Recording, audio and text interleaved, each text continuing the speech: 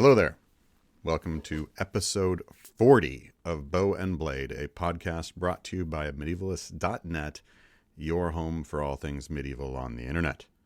Bow and Blade gives you a seat at the bar as scholars of medieval warfare go beyond the Wikipedia articles to talk about the debates and the questions that we're working on today. I'm Michael Livingston, Distinguished Professor at the Citadel, the Military College of South Carolina. And I'm Kelly DeVries, visiting distinguished professor at the Air Force Academy and professor of history at Loyola University in Maryland. How you doing, Mike? I'm good. Yeah, 40 episodes in. 40 episodes in. We're to another 40. Q&A.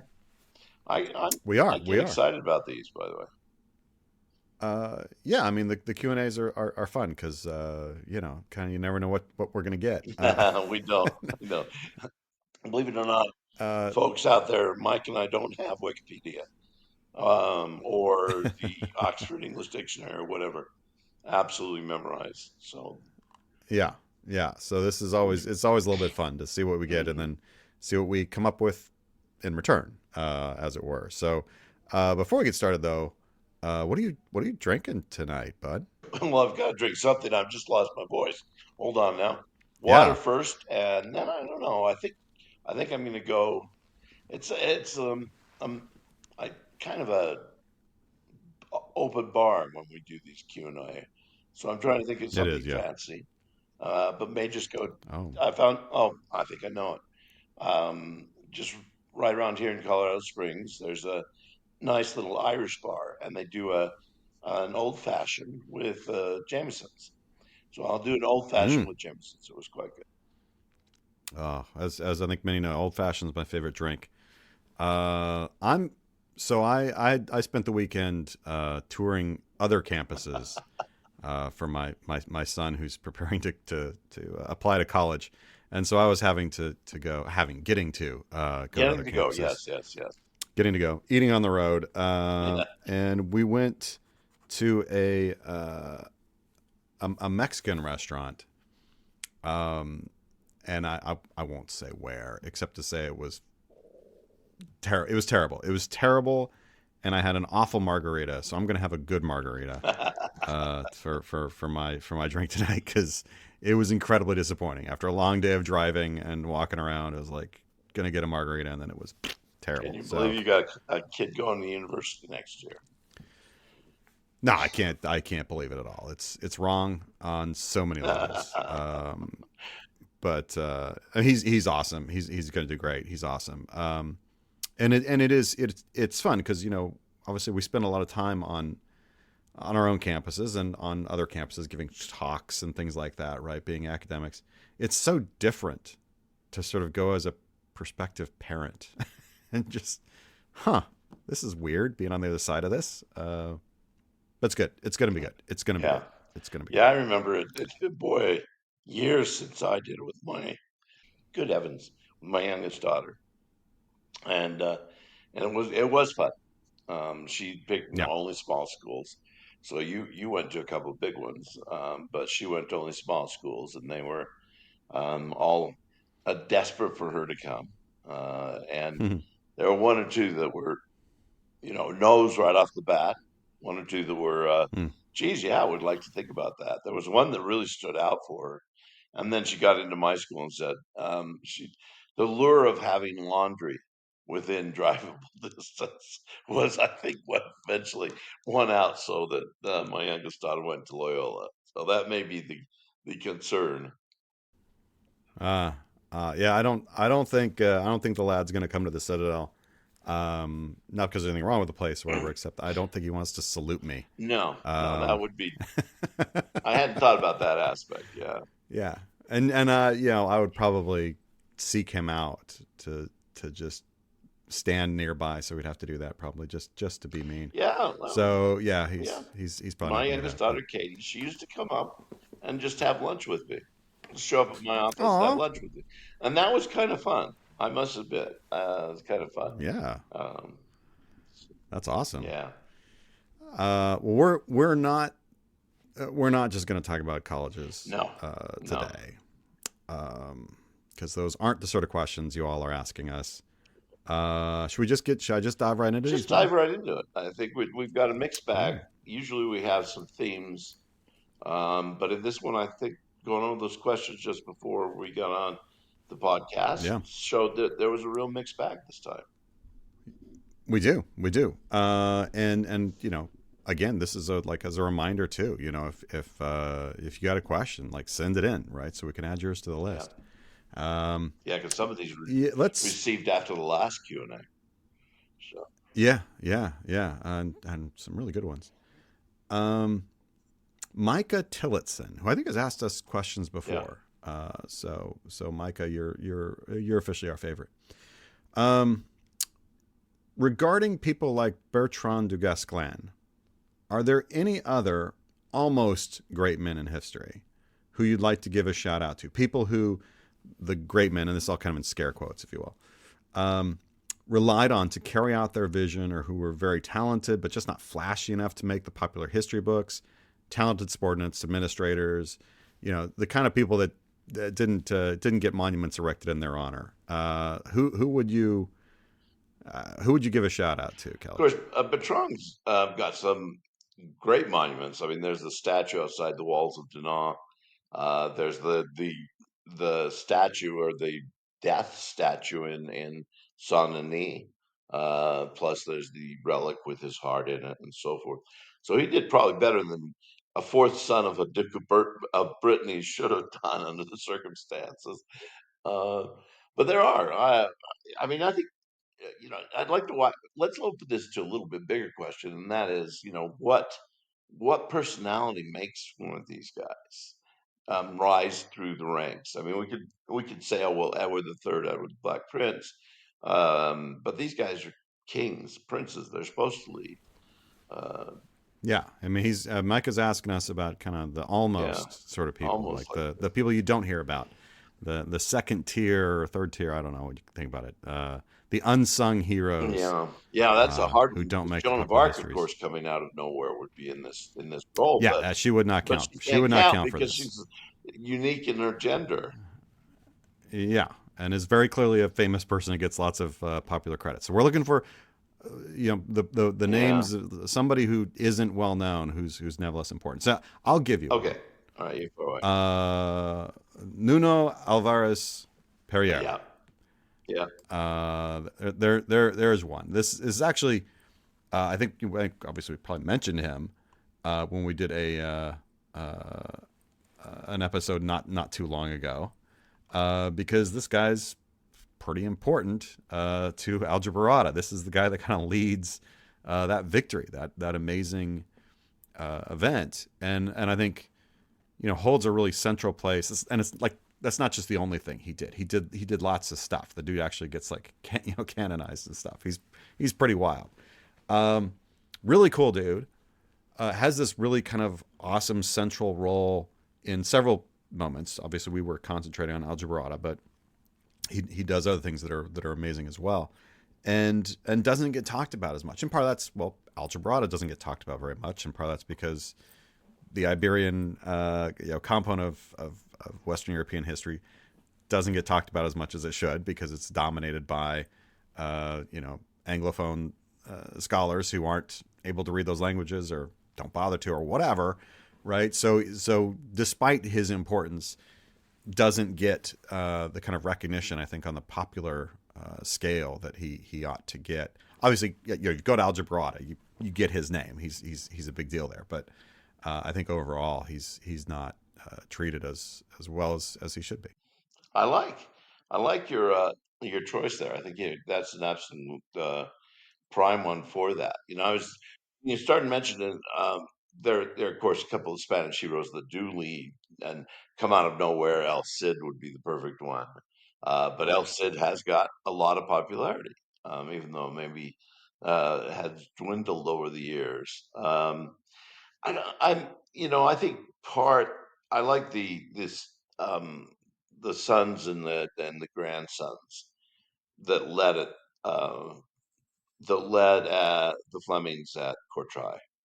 Was it Guy de Namur, the young one who kind of leads and will eventually die at Mons de Bavel, and they really come together in a way where, and then come in and then drop off. They're nowhere afterwards. Guy de Dampierre, their father, is in prison. He's well known. He comes back a little bit, but yeah, Guy de Nemours, he's an amazing young guy who seems to have caught on to this role and done very well in acting it out. Oh, he's really. I think that's one. Uh, Yeah, well, that whole crew, right? Peter DeConnick. yeah. Well, yeah, Peter DeConnick There's coming out of the town, and um, Philip de was it Chiatti, another one who I think comes up with the idea to line the Flemings up against the river so they can't go back. They work as a group, and they're recognized too by the townspeople who are fighting, but they don't actually associate them with the crown of France. Well, they almost do his father, Guy de Dampierre, even though he's rebelled against the King of France. So somebody like that is interesting to me. yeah. Well, and I mean, in fact, to take that same battle, on the other side, dies at the battle, but Robert Artois, Robert Count of of Artois. Artois. Yeah. Look, that's a guy who, during his long reign as Count of Artois, something like 50 years, he's in the middle of so many amazing events. I mean, like, this is the guy that holds together so much of what's going wrong. He manages to hold things together. Obviously, things end badly for him at that particular battle, Yes. but he's the one who defeats the Flemings at Furnace in 1297.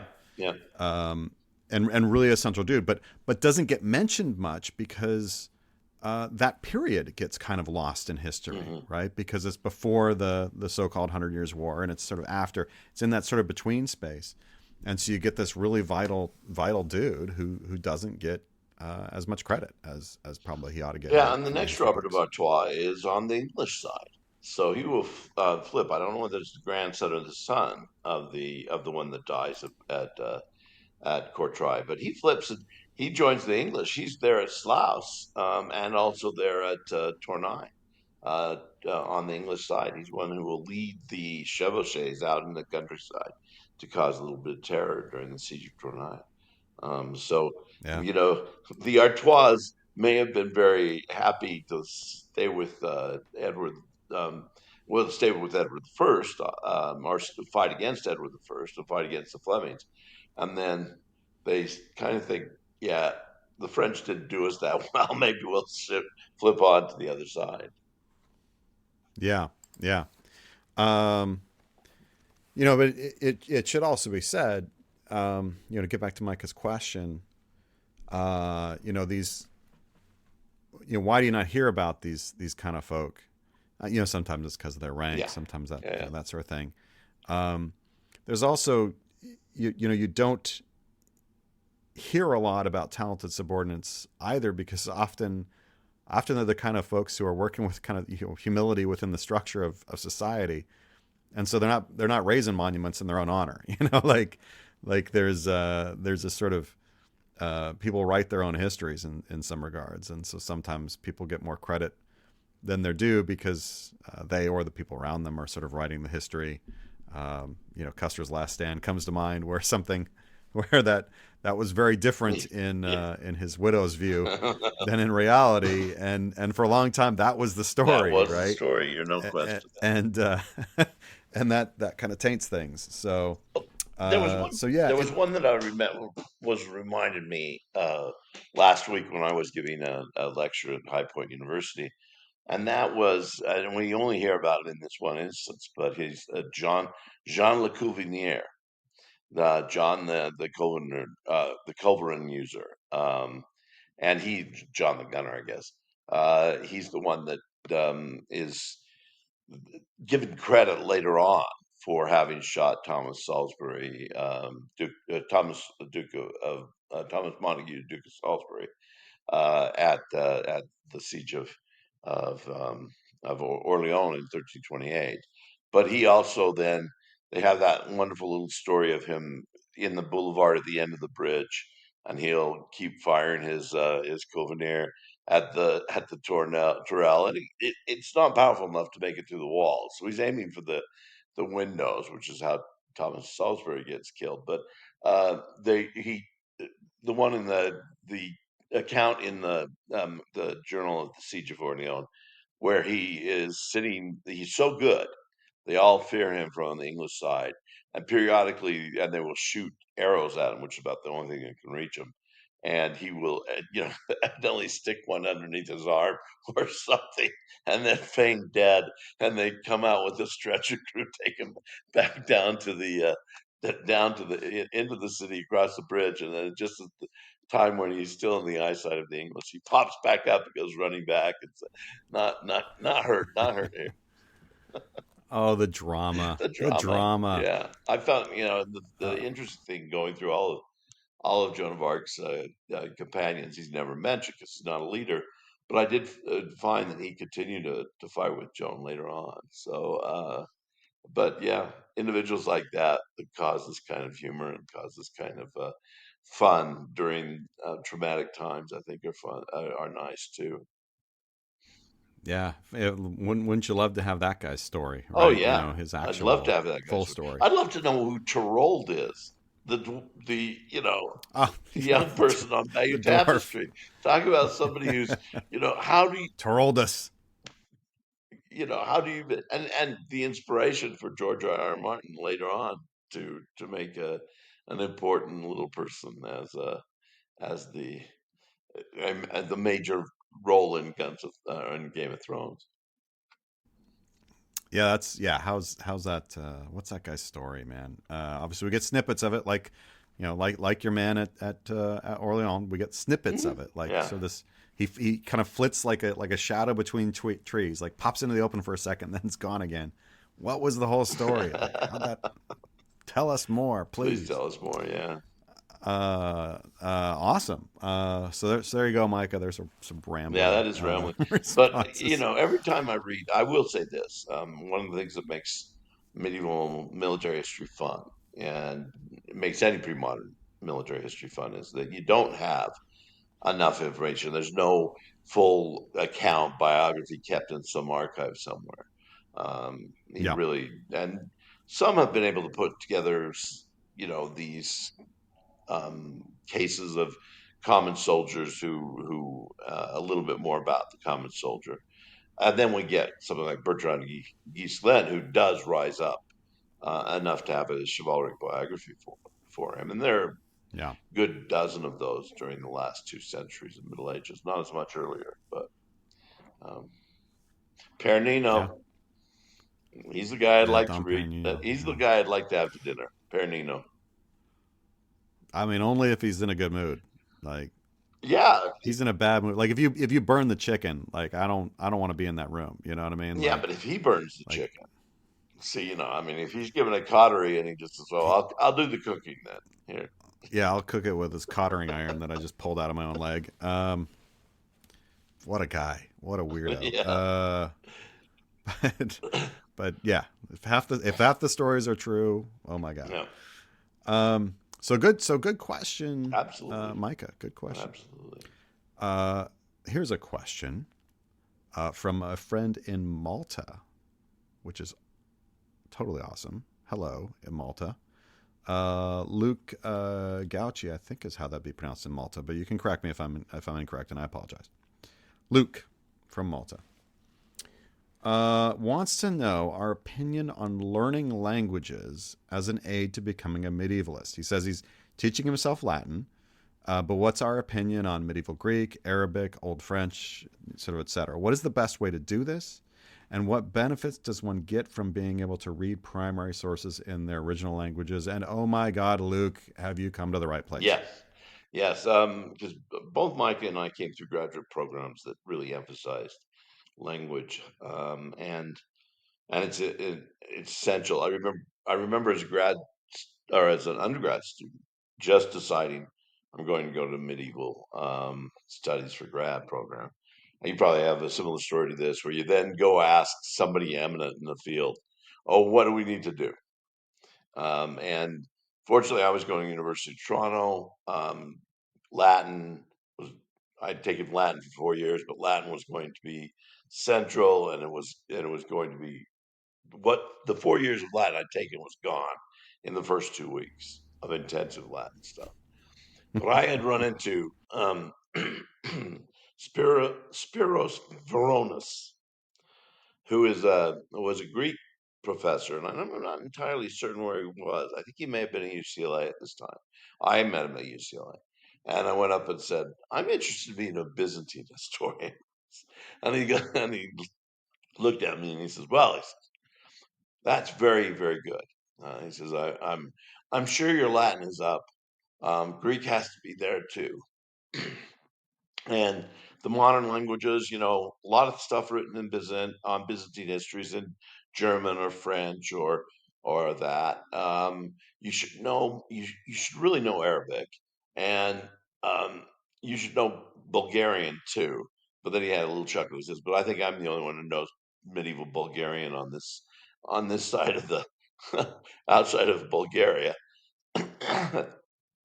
At that And point, that was the moment Kelly decided that not to was the be a point. Byzantinist. Somewhere in that discussion, I thought, yeah, I think I'm going to go back into Western Europe and use my Dutch, which I had, and Latin, and figure out how to use the rest of these Western European languages. Stay with something with a Yeah. Roman alphabet at least. Yeah. Oh my gosh. Yeah. I mean, it's kind of like I would sort of look at this question in sort of the reverse order than the way I just kind of gave it from Luke, which is what are the benefits, right? I mean, because how you get the skills can vary widely, right? You can take classes, you can self teach, lots of different things. But what are the benefits? Well, the benefits are kind of enormous, I think. Um, and we've actually talked about this in some episodes here, in talking about certain battles and things, right? That the standard translation says one thing, but when you actually look at it, wow, there's actually other ways to translate that, or in fact, that's just translated incorrectly. That's not what it says. Well, the only way to know that is if you actually know those languages, and that can often be an enormous difference maker. Right? Is the march that Henry V takes, to go back to the episode we just did. Um, does Henry V march 20 paces towards Agincourt or within 20 paces of Agincourt? Like that's a big difference. It makes a difference where the battle takes place, and therefore the tactics, and therefore leadership, all these things. Like, what does it say? Like, what do the actual words say? And the translation that everybody uses says one thing. Is that correct? And that requires knowing those languages. Well, so okay, which languages do I need? Well, what are you going into? As Kelly just said, Byzantine. All right, there's your list, right? You want to do, medieval Vikings. Okay, that's a different list, right? So you gotta figure out where you're headed, and therefore what do you need, and then knowing that, how do I get that right? Like that's the sort of sequence that I usually advise my students on. Though Latin is pretty much a given. Yeah, if we're looking at something like Maltese, of course, you should know Maltese if you're working on Malta. But once the knights get there, you have to learn French and have to learn Latin well enough because they're still writing in both and reporting in both, and they become more dominated by the Italians, by the French than they have, and by any, and that'll continue. I am somewhat jealous of Europeans that have these abilities for languages. Go to Scandinavia, they all speak their own languages. They can all understand everybody else in Scandinavia, and they all know the basis of Old Norse, so they could get through some sagas. They might have to learn Latin, and you think, oh well, that's cheating. I mean, I took tons of Latin, and it was so different for me, and it's different for them too. Often, though, they get then stuck in their own national story. And so they don't. really come out. Doing Middle Ages in the United States, like Mike and I, the Middle Ages in the U.S. is like 1952, so it's not much. There's not a lot that you can go back in time, but then also not having to be stuck in a national story is very important. And consequently, we focused. I chose very early on to focus on Low Countries history, because I did have the Dutch and the French came as well. So, do I get out? Okay, let's ask it a different way, Mike. What languages do you wish you knew better? Do I wish I knew? Oh my God. Um, that's like all of them. Like all of them. I would say like the number one that I wish I had. Uh, I mean, actually, of course, it sort of depends on exactly what I'm researching at the moment, right? What the one I Yeah, feel most missing.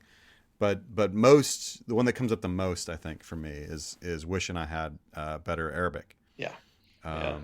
because it just is so difficult feeling like you only have half of the equation, and yeah, we're getting more and more translations into English, and that's great, that's awesome. But as I just said, there's something to be able to be like, well, let me look at the original source on that and check it, right? That is massive. Um, and I can't do that with Arabic. No, It's no, just I agree. at Arabic, I just got to be like, well, the translator said it's this. If I have a specific question, right, I can go to an expert and say, tell me about this line, and I've done that before, but by and large, yeah, Yeah, I'm just having to trust, and I hate doing that. yeah. It's something that has a completely different alphabet. I feel the same way about medieval Ottoman. Although some of Yeah, the Turks tell me they have difficulty with medieval Ottoman, it's still yeah, because it's a different script, and it doesn't get, even when it's put into Anglicization, that doesn't help any. It's a very different language, and you only get half the yeah. source, half the story, and rely on experts in the field to give you the other if it's a translation. And he doesn't ask about this, and I don't mean to like give you more on your to-do list, Luke. Um, but if possible, at least get um, and you could probably just do this with some online sources. At least become familiar with paleography, like how scripts work in the languages that you're working in. You don't have to become a paleographer. Like that takes a lot of time. It takes a lot of study to become sort of like an expert on this. I mean, not there's anything wrong with it. It's great. It's kind of how I got into this business, was in paleography. I love it.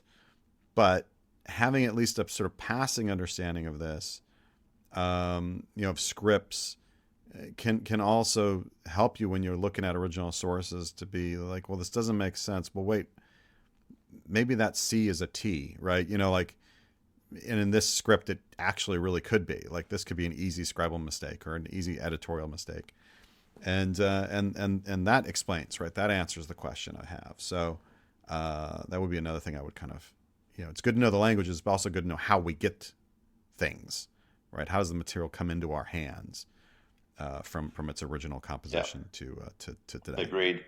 And just practice.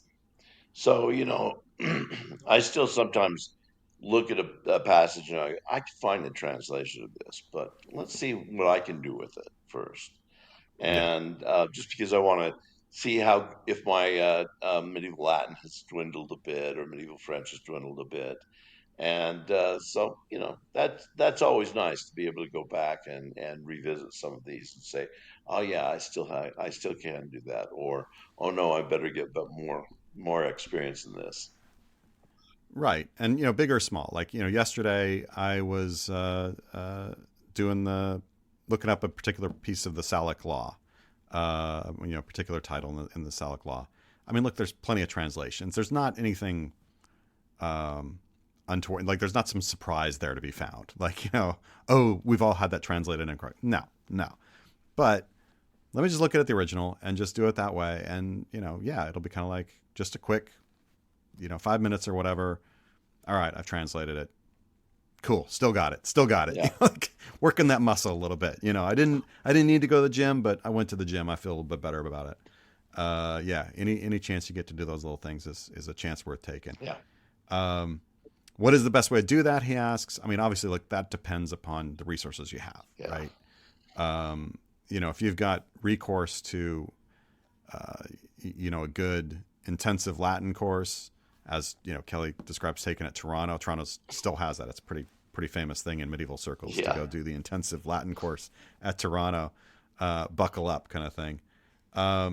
If you've got the recourse to do that, obviously that's fantastic. If you don't, and you're doing this on your own, talk to people and find, the book perhaps that people use. Can you get that book? Work through it. You're on your own. I'm looking at my camera here, and I can see behind me like my language dictionary shelf. Yeah. And two of those books are, medieval Latin, textbooks that I would, go through when I was learning. So figure out what the resources are that you have access to, and mostly just, dude, you're asking the right question to wonder, right? That's half the battle right there. And one of the things to remember is that it's more important to be able to read these languages than to be able to speak them. If you can find Yes. somebody to converse in medieval Latin, I'm sure your medieval Latin will improve, measured, um, has a measured improvement, but it's not Yeah. necessary. um, Yeah. You're so right, man. And you'll hear that, you guys hear this if you listen to the podcast where we're like, how should we pronounce this? Or, sometimes because there's multiple pronunciations, but, it's also sometimes we're like, man, I use this word all the time, or this place name. Yeah, we got to say it out loud. Oh no. What are we going to do? We can read it, but how do we say it? Those are very, very much two different questions. And yeah, it's, for most of us, it's reading knowledge, right? I mean, half the languages are dead anyway, like I said, medieval Latin or, I can read Old English. What good is that? It's not at It's all. great for reading. Yeah. It's not good at parties. It might teach you Dutch better. Dutch being the closest modern language to medieval English, Old English. Yeah. Yeah. It's no good at parties to just start popping off in, Anglo-Saxon. Being able It's to no good, quote but the first couple of lines of Beowulf is always impressive. Watwe Gardena in Yardalium Theod Kuninga Thrim. Yeah, of course it's impressive. You betcha. You betcha. Why when I do that to all the girls run away at the bar? I have no idea. Yeah. So I mean, look, great question, Luke. You are on the right path if you're asking that question. So And there's so many more resources nowadays. I mean, back when I started, I had to go to the library, find a book that was in Latin that didn't have a translation or facing page translation, and then just jump in and see if I could, figure it out or come up close, and then check it with the translation early on. Nowadays, with um, so many different streams of information available on the internet, there's a lot more that you can do and rely on those, use them. well, but be careful. I'll just say, because dealing with this with some of my students, like, man, be careful about Google Translate. Yeah. It's getting better, and like one day it's going to be there, but be real careful with that kind of thing. It still is, can come up with just some real howlers. Obviously, especially dealing with medieval stuff, because spellings get weird, and so it thinks you meant something else entirely, and it's talking about a refrigerator at the Battle of Crécy, and you're like, I'm not sure that was in there, man. I think you might have mistranslated that, kid. Well, that's what Google Translate said. Well, I don't think you should trust it in this regard. It'd be fun to take a passage from Froissart and just say, okay, let's see what Google Translate says. We'll take it straight from Google Translate, passage of Froissart on Slouch on Tracy and see what they do. Yeah, it'd be pretty wild, for sure. Luke actually asked us a follow-up question, which I think we just kind of answered. He said, read your book in under a week, Michael. Was a brilliant read and a great episode. I assume you're talking about Agincourt. Thank you. That's very kind of you. And he said, thanks to the episode, I now know how to pronounce the place names, at least. I guess, talking about the place names we talked about, that were also in my book. and asked how important is pronunciation. I think we kind of answered that. Only if you're talking. Really, really, yes. Or if you're there, you don't want to be too embarrassing. Right, right. So yeah, it's good, but yeah, there are so many of us. I just did well, just not just did. I guess it's 2 years ago, or 2 summers ago, doing the for History Hit the Battle of Crécy 2-part episode special thing with Dan Jones, and the first thing when I got on set, what I had to ask was, well, okay, have you guys been saying Crécy, which is proper, or Cressy? And everybody kind of stared at each other and they said, well, we've been saying Cressy. And I said, well, you're wrong, but I will now say Cressy for this episode because I don't want to like confuse things by saying it the other way. And it's fine. Everybody's going to know what we're talking about, so it's fine.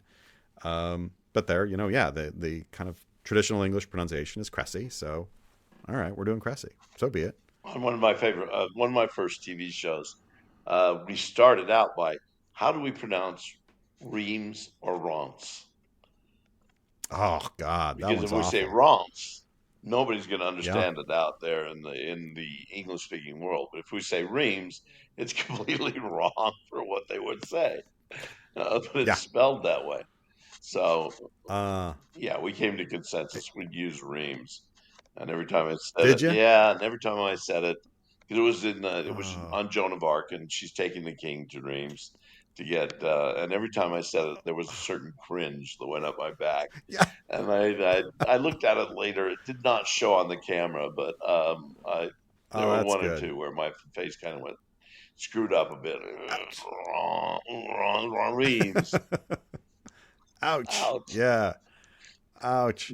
But look, I mean, all this stuff is localized anyway, right? And, I mean, I'm sitting here in Charleston, long time, sort of South abroad, we call them families or whatever. They don't pronounce it Charleston, right? They've got their own kind of Charleston, Yeah. which is right. I don't know. It depends on who you're talking to, And it right? probably changed. Uh, Not having yeah. some central media source like TV to set languages. And yeah, I still remember when visiting Belgium the first time, and I would go to a little tiny village about 5 kilometers outside of a bigger village, and they would be pronouncing everything completely different. It'd take me a day to get my Dutch associated with their type of of dialect. Yeah.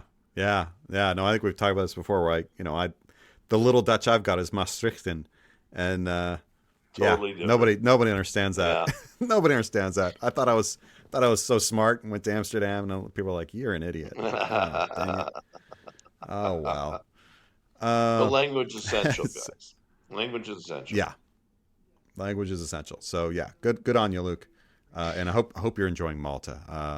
I need to get to Malta at some I'm point. supposed to have gone 4 times, and for some reason or another, including getting wrapped up in the fact that a Libyan citizen owned the hotel we were to stay in, and he wouldn't let an American come in. So yeah, I mean, geopolitics that I had nothing to do about, and I'm studying the early nights there in Malta, and yeah, so I didn't go that time, Wow. and it just, but yeah, I have to get there. Um, Yeah, Malta's got to be on the list. All right. What's our Jack? Hi, Jack. Jack asks.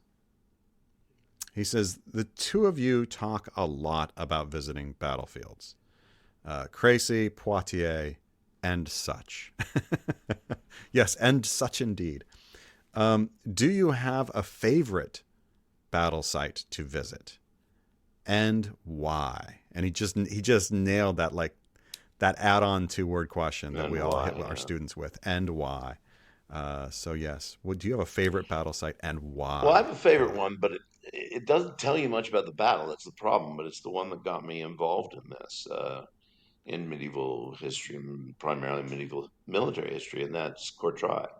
And it's because when I was on a Mormon mission in Belgium in 1970, 6 to 78. One of the first books I read was Fairface in Flanders, and it gave the story of Courtrai. The first time I'd ever heard it. And I got to visit there a number of times since. It doesn't tell me anything about the battle. Everything's different, but it holds that place because it's the battle that introduced me into this field.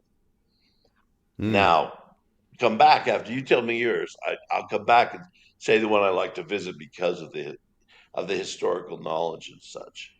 But you go ahead. What's your favorite?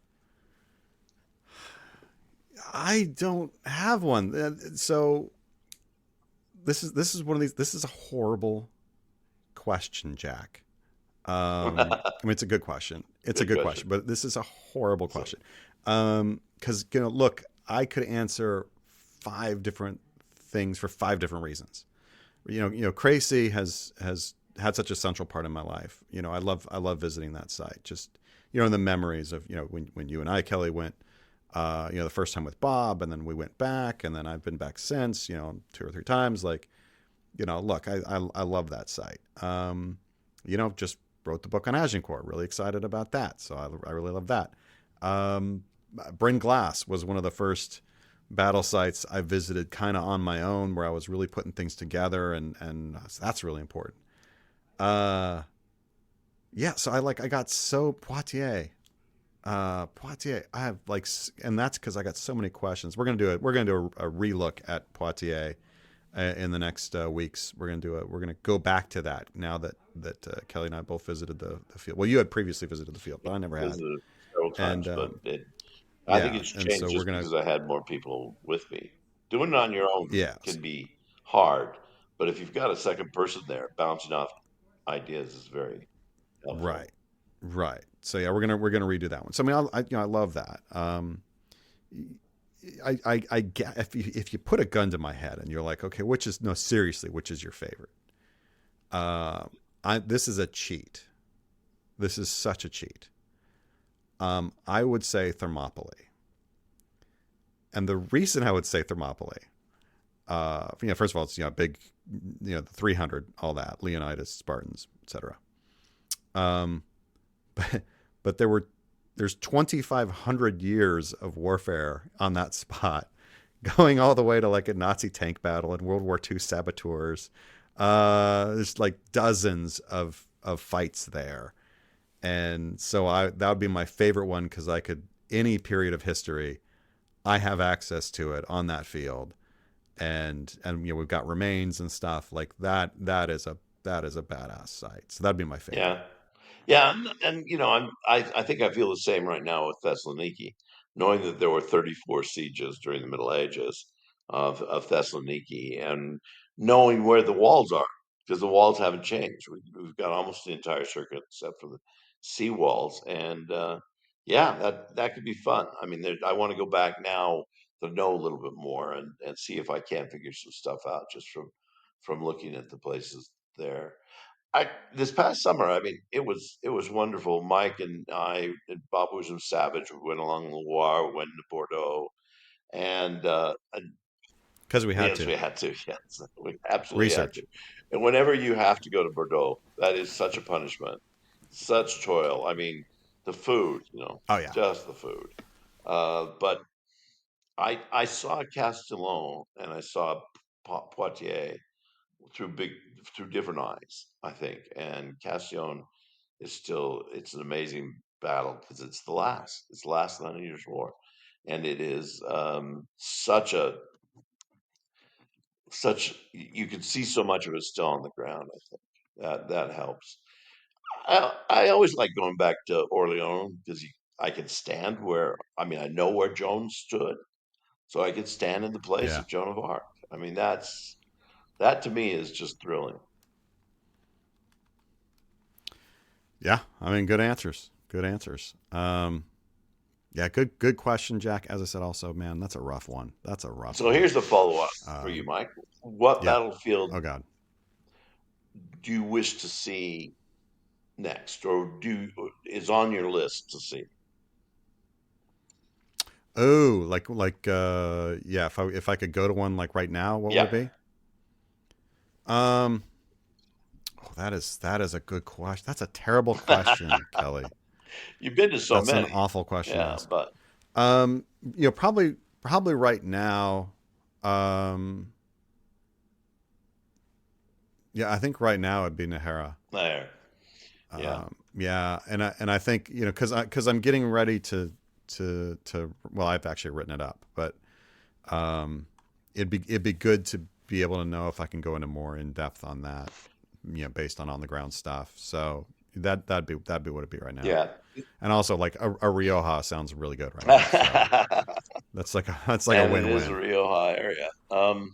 Yeah, Yeah. Naya's interesting. Last time I went, I was with Cliff Rogers and Kate's um, from the University of the Basque Country, and yeah, Cliff and I didn't agree on what we were seeing, so that was kind of fun. I think, Yeah, I wish I'd been there yeah, to either to weigh in on one side or say like a pox on both your houses. This is what it was, and of course none of us would actually know, yeah, right? It would all be it theoretical, is but theoretical. I'd like to get back to Algebra just because yeah, I have seen the battlefield, but there's so many different things, so many different archaeological digs. There's a visitor center. There's much more of an interpretation. They found things since I was there, so that might be fun too. Um, yeah, yeah. No, that would be yeah, that'd be up there too.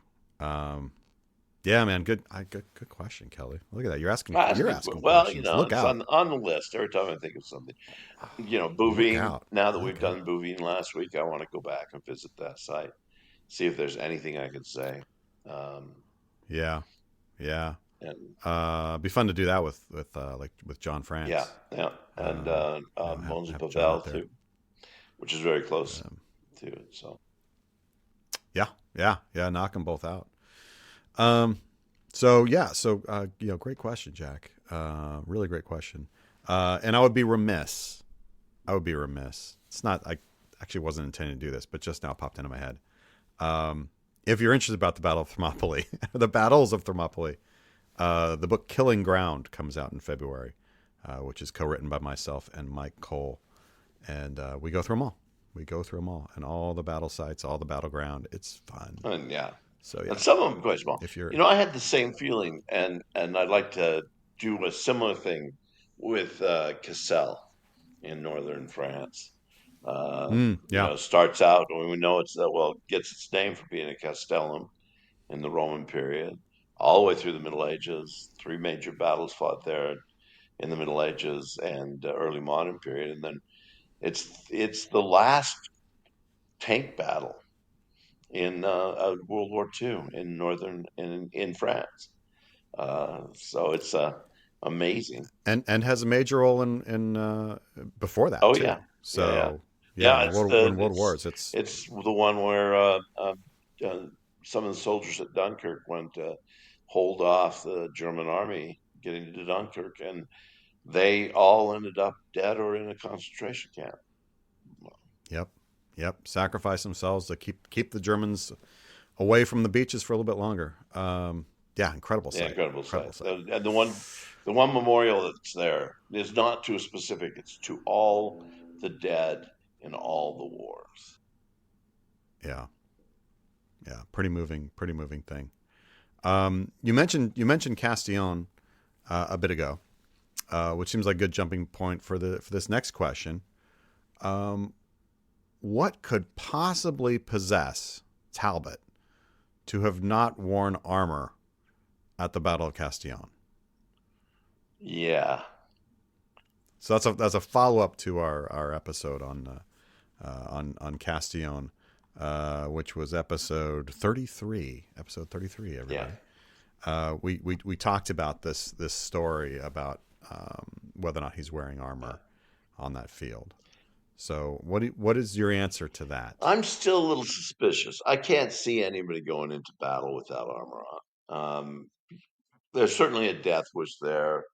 And I wonder, we're told that he had this code, he made this promise that he would never take up arms and armor against the French again, back when he was captured by Joan of Arc. Um, and he's back in. He's in his dotage. I mean, he's got to be 80 at this period of time. Why would he go on the battlefield without armor? So I'm a little suspicious that may be in a chivalric myth, if we will, and I don't know. I don't know whether I believe it. Yeah, well, he's in his mid Mid 60s. 60s, okay.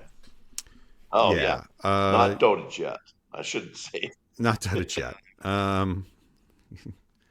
Yeah, I have serious doubts about this story too. I really do. Did things like this happen? Oh, I gave an oath and I'm not going to break it. Yeah, they do. They do happen. Um, but there's also you could easily see a sort of like, how did this guy who was kind of our the man going to sort of save things here, um, how did he lose this so badly? Oh, well, he didn't have his armor on, right? And it was because, so really it was kind of this heroic thing, right? You're trying to sort of like make a disastrous outcome sort of somewhat of an honorable one, as it were. Yeah, yeah. I think that's a very good answer, Mike. I think that is because I've tried to think. Looking at that whole, maybe it's possible if you've got a braggadocio leader who says, "Oh, I'm going to go out and fight without armor because I've made this code," and then he wins. You know, in this case, Talbot knows there's no way he's going to win. I think there's the very slimmest margin that he would win. And we talked about this. Mike and Bob Williams Savage and I were on the battlefield. We said, "Okay, is there any possibility that the English can win this battle?" I mean, what we see at the very beginning, or should Talbot have gone back to Bordeaux and just waited behind the walls there? Unless he had a death wish, unless he wanted to seal this with blood, his life with blood, and I can't see it. It'd be rather stupid. Yeah, we talked about this with Castillon, and yeah, Kelly and I kind of disagree on exactly what's happened there, but we agree on, like, this is so weird. Like, there's something is totally wrong Yeah. here, and one possible explanation is Talbot, yeah, kind of is going into this not planning on coming out, but usually you get the story about that, right? That's King John of Bohemia, right? And that becomes the heroic thing. Here, that's not the heroic thing we get. So, I don't know, but yeah, was he wearing armor or not? I mean, we don't know. We do get that story. I can reasonably see how that story gets kind of made up to make up for the sort of failure, as it were. That is very much a thing that happens in history. I mean, in fact, happens at Thermopylae, right? That the stand of the supposed 300, it's a few thousand, but that stand of the Greeks in that pass is an utter failure. Like there's no way to cast it other than a failure. Yet they spun it, afterwards as a heroic thing, and we see that a lot. And how are you going to do that? Well, you're going to make it this sacrificial act, or you're going to make it this honorable act. You're going to find some way to take the failure and spin it. And this it smells of that to me, but without a time machine, we can't know. Yeah, we do a lot. So yeah, what could have he could have not worn armor, and what possessed him to do that was honor and pride or something. But I think he probably wore armor. It'd be fun to do one of these shows, Mike, where we just talked about myths, medieval military history myths, and what is it? What do we write? I mean, is there any, like you talk about Thermopylae is lost, but we build it up. I remember when I was young and found out Charge of the Light Brigade was rather stupid and was rather Yeah, could have been, it shouldn't have been done, and yeah, they make it, Tennyson turns around and makes it into this great honorable death, and you go, no, it's not at all.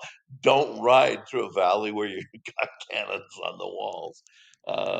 There's tons and tons of these types of stories where you try to, I don't know whether you're trying to build a national myth or you're trying just to help the parents out of the soldiers that are lost that day.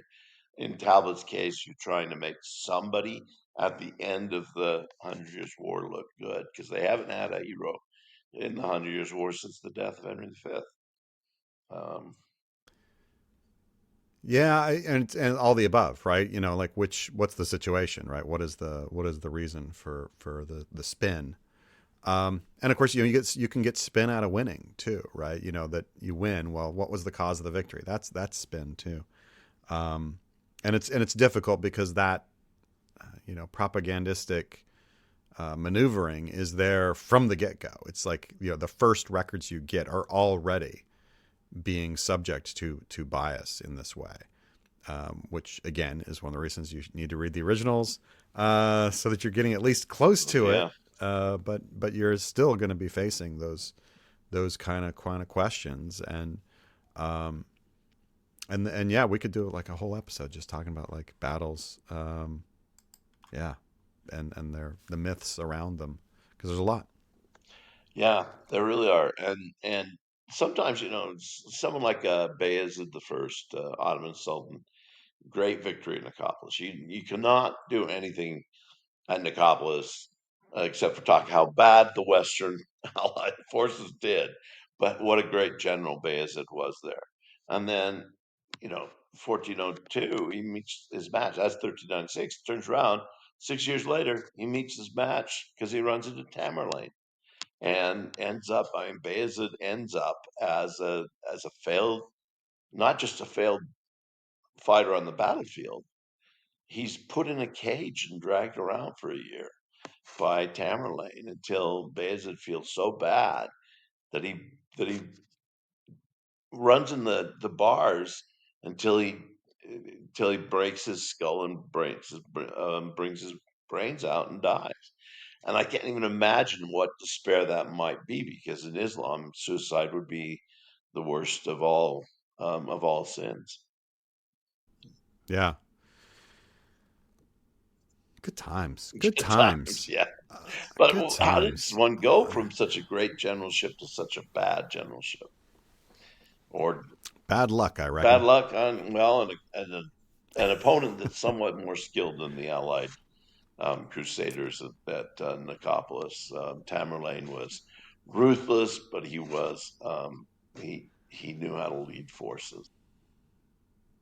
Yeah, I mean, there's no question. But yeah, I mean, so often we want to, um, and again, I think this is one of the kind of the myths that we end up running into is we want to create an order out of the chaos and an explanatory, uh, sense that oh, we understand this, and so we understand why win and loss happen, and it's all sort of objectified and cleaned up and clinically pristine. And often we forget in all of that, like time and chance, and just like you never know, and that at the the micro level and at the macro level is functioning, and it kind of throws everything out of whack more often than we want to admit, which could be part of what's going on at Castillon. Again, I don't know what's going on Yeah, at what's that? Castillon. Go back and listen to that episode, and you'll just hear my despair. Well, we just can't understand why the battle was fought. The Hundred Years' War is done. Bordeaux's not going to be around for a while. I mean, the, top it all off, I was supposed to be delivered the latest book on Castillon, and the envelope came empty. I had to write to Amazon and say, yeah, some postie wanted to read this, I guess, because it didn't make it to me, and I haven't gotten a second copy That, yet, that's the book by Peter Hoskins. Yeah, so by Peter yeah, Hoskins. Yeah, yeah, I'm yeah. anxious to Who, read it. who else did? Um, it in kind of a book shelving this whole episode, we started talking out about about um, people who are unsung heroes. So, do you think that there Yeah. are people that are two sung heroes? Who would you list as having a reputation far greater than he deserves? How much hate mail do I want to get? Well, that is true. That is true. I'm What are forcing you Mike to What are you do this. asking me to do I'm here? forcing him to do this. uh, man, Richard the Lionheart. Definitely. Yeah, definitely. Dude, that guy's that's out of whack. I honestly, Henry V, and I don't mean that to say like that he was not incredibly impressive and didn't do incredibly, because he did. And if you read my book in Agincourt, I give him tons of credit. But also, it takes two to tango, and the sort of the weight that is put on Henry, to the detriment of what is happening on his opponent's side, I think is out of whack, and I think that has created a bigger myth of the victory than it should have been, which is unfortunate, because it's impressive on its own. It didn't need that, but it has received that. Yeah, And so that you're that would going to be need a that'd be bigger on the case. mailbox after that. I think. Yes. Sorry. I like Henry V. Like, I oh know, man. but he does get, he does get a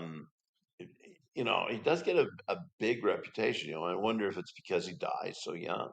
He's not able to live into the next phase, which falls apart in English history. I mean that Henry VI is not a good king, and the Wars of the Roses are going to fall.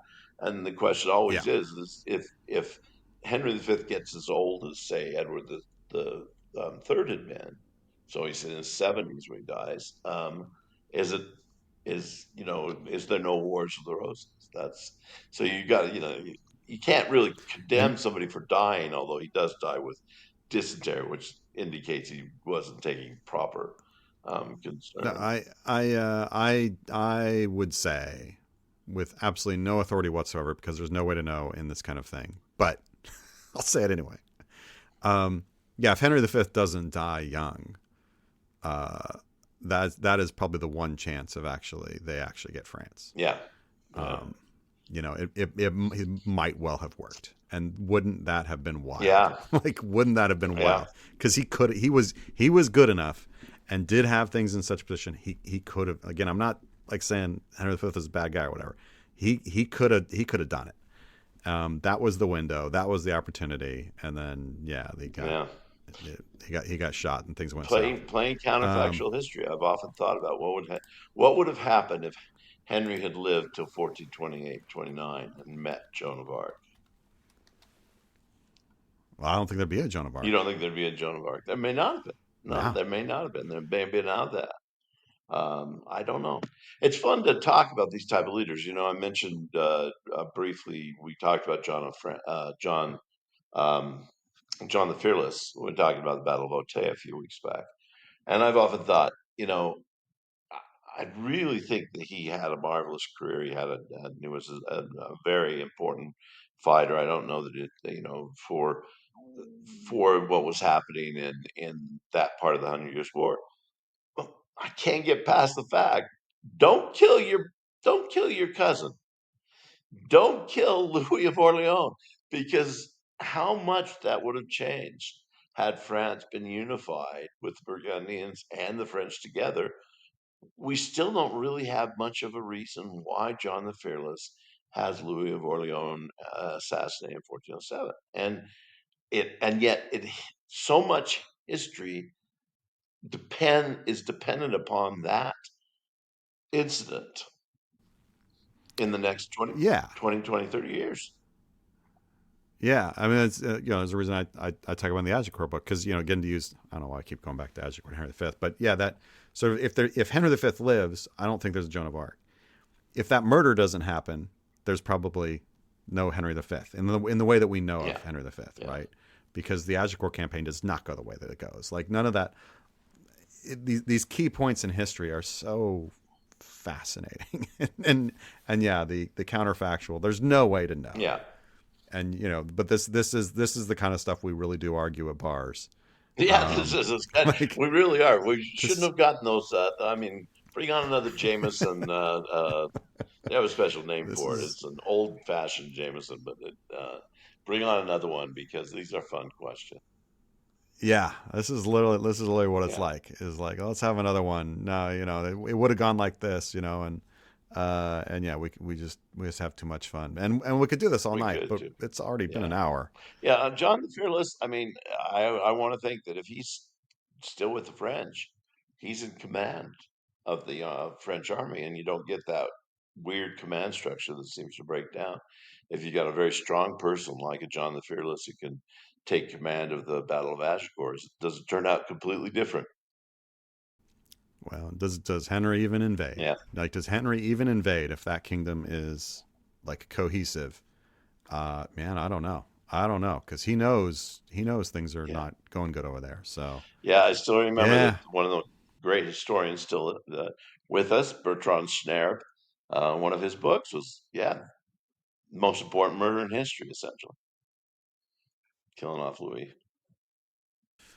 so look, they're locking the They are. doors. They say, don't take any more questions, please. Don't take any more questions. We still have a few, but look, if you've got questions, send them to Hmm. us, and we'll add them to our list. And in 5 episodes, we'll do this again, and we'll enjoy it. So please do send us to them, and please do join us next time when we'll be talking about Bannockburn, which is a pretty cool battle. I got to go there again this summer and spend a lot of time with my drone and have a great time. So Bannockburn, bring it on. As ever, a reminder, this podcast is sponsored by Medievalists.net. So the best way to support us, other than buying our individual books, of course, is to join their Patreon at patreon.com/medievalists. That's also the absolute best place to drop us a line if you have a question for our next Q&A. Thanks for listening. Cheers, everybody. Bye.